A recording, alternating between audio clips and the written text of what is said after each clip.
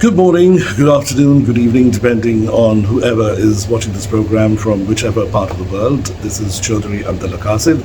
I am an organizational development and an organizational performance management consultant and a corporate trainer as well, and a coach for business management, life and career.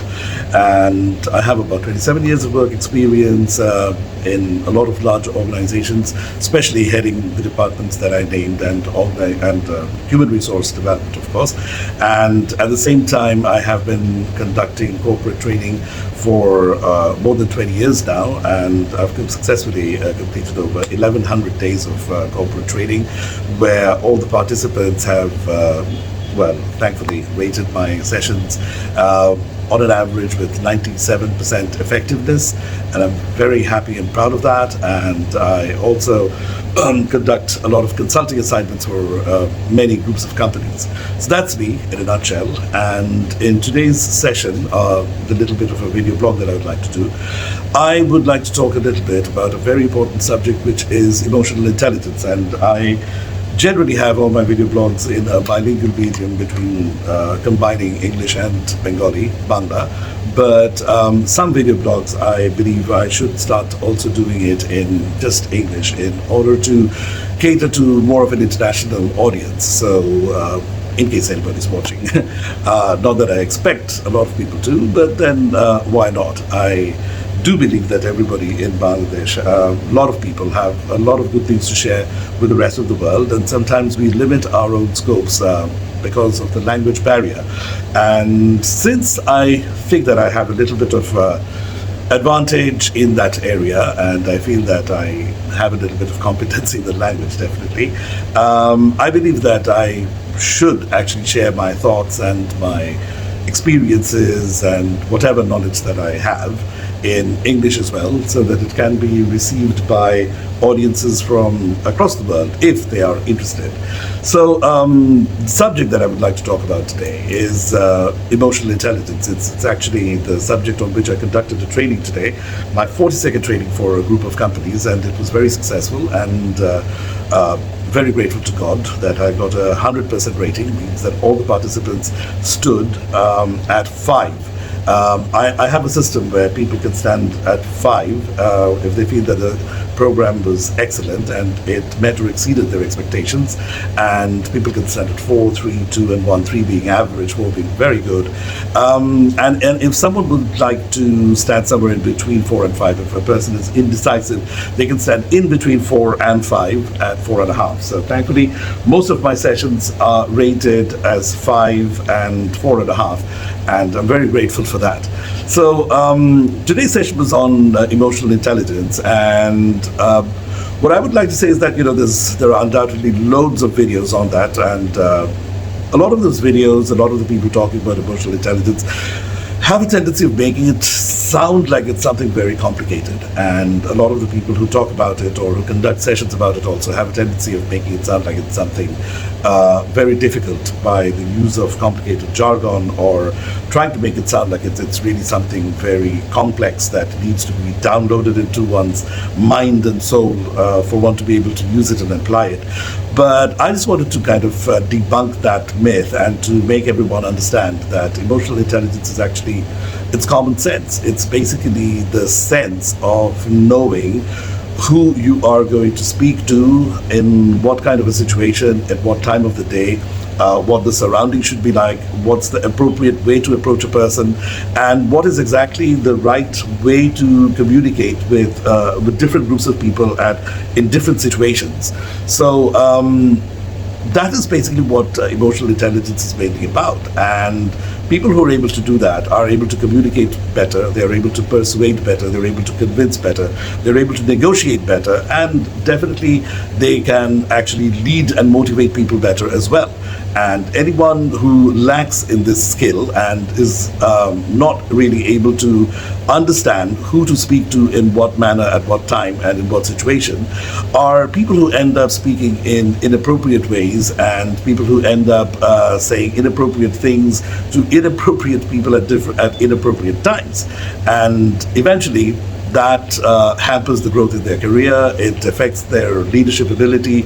It affects their ability to get along with people, with friends, with colleagues, with relatives, with family members. So emotional intelligence is something that is fundamental to one's life and to one's success. It's not something that is only pertinent or a subject that is relevant only for the workplace. It is something that someone has to be able to master that art in order to survive in this world in any and every sort of a situation and context. So it's not something very complicated. It should not be alienated out as something that only a few specialists are great at, and one has to actually sort of make oneself subservient to those great specialists in order to receive that enlightenment and knowledge from them. I mean, the way that it is talked about by a lot of people, it does sound a lot more complicated than what it is. And that entire concept of EQ, emotional quotient, it's about giving yourself a score. And I mean, there are tests through which you may be able to score yourself, but that's just making things way too complicated, which does not necessarily need to be. If you have a high emotional intelligence, or if you're low at emotional intelligence, you honestly don't often need an exam and a score to tell you that. You know that you have a high emotional intelligence if you get along well with people, if there are more people who are fond of you in your workplace, if you get along well with people in your social circle, if you get along well with people among your relatives, among your suppliers, among the people that you work with, among the stakeholders in your organization. So it's basically, it's quite obvious. I mean, if your emotional intelligence is high, you will be able to read people better, you will be able to put forward your best self, and you will be able to connect better with people and just have a better life altogether. So that is what emotional intelligence is all about. And the entire, you can talk about it for several days on end. You can talk about it, at least for a few hours at a stretch for sure. But main components that you need to understand about emotional intelligence is the fact that you need to understand yourself better. You need to know what triggers your emotions, and that helps you to regulate your own emotions when you're communicating with someone else. You would know whether certain things that are being told to you would elicit from you a negative reaction. Would it bring out anger in you or not? And you can prepare yourself to not react in that way. So basically, emotional intelligence is what helps you to manage your relationships with people. It helps you, it trains you to communicate better with people. And that is what it really is all about. I mean, you need to know yourself better. You need to analyze yourself better. You need to take feedback about yourself from your friends and from your peers. And you need to form a very clear understanding of who you are, what triggers you, what makes you tick, what makes you angry, what makes you feel motivated, what makes you feel happy. And when you're able to read yourself better, then you will actually be in a position to read others better as well. And you need to develop the skills in order to read the body language of people and try and understand their personality, especially when you're communicating with them for the first time. And when you have communicated with a particular individual for a few times, then it is automatically expected that you would have a pretty good understanding about the person, and therefore you would know what you should say and what you should not say, or how you should put a subject across, because you definitely do not wish to agitate the other person, because agitating the person is not going to get you the goal with which you are there communicating with that individual. Whatever it is that you want from him or her isn't something that you will be able to attain if you agitate the other person. So the whole idea is to communicate effectively, and emotional intelligence helps you to do that. And what helps you to become good at emotional intelligence is being able to read people, and reading the body language, reading the signs that people emanate, even unknowingly, is what helps you to become better at emotional intelligence. And the other few components of emotional intelligence is that you need to know yourself better. You need to analyze the person that you're communicating with, and you need to actually be able to bring into your mind as reference checks points all your previous communications with the person, and try and understand that what were the things that worked, what were the things that didn't work in your communication with that individual. And the other broad aspect that you need to think about, and it's nothing very complicated, is the situation that you're in. Whether you are in, the setting, is it an official setting, is it a family setting, is it a casual setting, are you in an office, are you outside somewhere, are you inside a museum, I mean, wherever that you are you in a hospital, are you in a mosque or a church or a cemetery? So where you are is going to influence how you communicate on the very same subject. The very same subject between the same two people will need to be communicated differently according to the place that you're in, according to the social setting that you're in. So someone who has a high emotional intelligence will be able to keep track of own emotions, the other person's emotions, and the situation that he or she is in.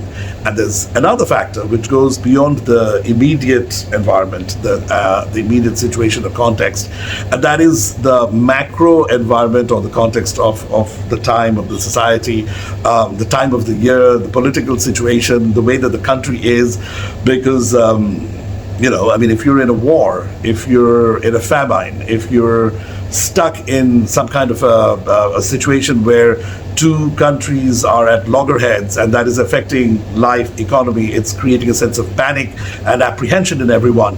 So naturally, in that kind of a national context, in that kind of a macro context, your individual communication with person will differ.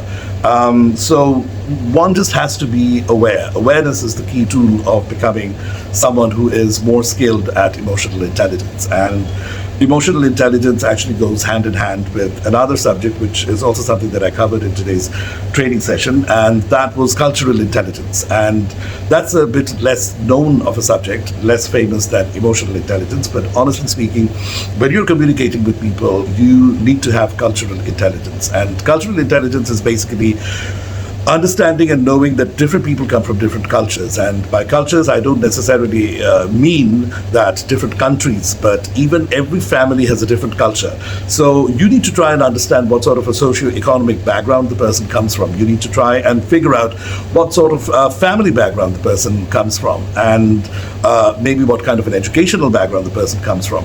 So these are things that are going to affect the person's mindset and the person's attitude and perceptions, and that will also greatly influence the personality of the person, and definitely therefore influence the communication that you have with the person and the success of that communication. So cultural intelligence helps you to understand where the person comes from and what are the factors in that environment which affect this person's mindset and how that mindset has developed over the years. So, and of course, things like religion also is a very big factor. I mean, if you were to speak to somebody who is a Muslim, then you would definitely have to think twice before you offer a drink, or you definitely should not be offering the person any item which is made out of ham or pork. So these are things that you need to know about people that you are going to do business with, people who you're going to work with. And also, if you move from one organization to another organization, the cultures differ from an organization to another organization, and you need to know what the cultural trigger points are in that company, that organization. If you walk in from a company which is very rigid and very formal into an organization which is very friendly and informal and casual, and if you continue to remain that formal and uptight, then you wouldn't be able to make friends and you wouldn't be able to operate with the people in that organization, whereas it's just the opposite as well. And if you come in from a very casual and friendly and light-hearted and jovial and flippant sort of atmosphere, and you come into an organization which is very tightly, you wouldn't be able to actually connect well with the people in that organization. So you do need to understand about a person's culture or the cultural background of a group of people that you're communicating and dealing with.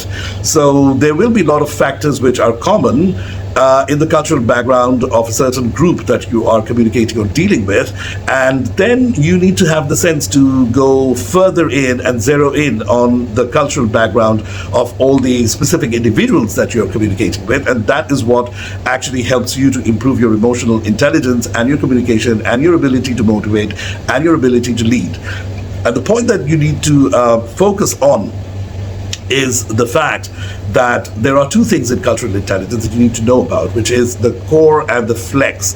The core values and the flex. The core values are values which you need to know are core to the people that you are communicating with, and are the values which you would not be able to modify or adjust, whereas the flex are the flexible values which you may be able to adjust or modify. Like, for example, if there was an international speaker or a trainer coming in and conducting the training that, let's say, the one that I conducted all day today, wouldn't maybe know that you would have to actually give prayer breaks, one in the afternoon at around 1:30 or 2 o'clock. There would need to be another prayer break given at about 4:30 in the late afternoon, and yet another prayer break at about 6 p.m., 6:30 p.m. in the evening. And let's say if the person would not be giving the prayer breaks at these particular time slots, then the person would actually be disrupting the training, because the people, they would not be cooperating with the trainer, and they might even just stand up and walk straight out of the training room, causing a complete breakdown of the entire session. And that would be happening if the person who is conducting the training does not have the knowledge of the cultural background of the people who are attending the training. So that's a very good example of where cultural intelligence becomes very relevant in the discussion of emotional intelligence and leadership and management. So basically, you would need to know the profile and the cultural background of the workers in a factory, or the employees in a company, or your own team members, in order to be able to motivate them, in order to be able to work with them, in order to know which are the places where you can apply pressure, which are the places where you may be able to exert force, which are the places which you can modify and have them adjust in order to comply to your requirements, and which are the places which you would not be able to get any positive result if you tried to force them to adjust those aspects. So basically, if you want to succeed as a manager, if you want to succeed as a leader, if you wish to succeed in your career, in your life, in what you do, you, even as a family person, you need to know the core and flex of your other family members, what it is that the other family members would be willing to adjust for you, and what are the things that they would never change even for you. So these are some of the things that our training session today was about, and I just thought that it would be nice to try and summarize the entire 8 hours of training session in a few minutes, and try and give my audiences a gist of the concepts that we talked about today. I hope that was useful. I hope that you will follow me for more discussions on various topics and subjects. And I'll try to make it very practical. I'll try to make it very sharp and zeroed in and focused on work. How to make your whatever the work that you're doing a success, applying those concepts.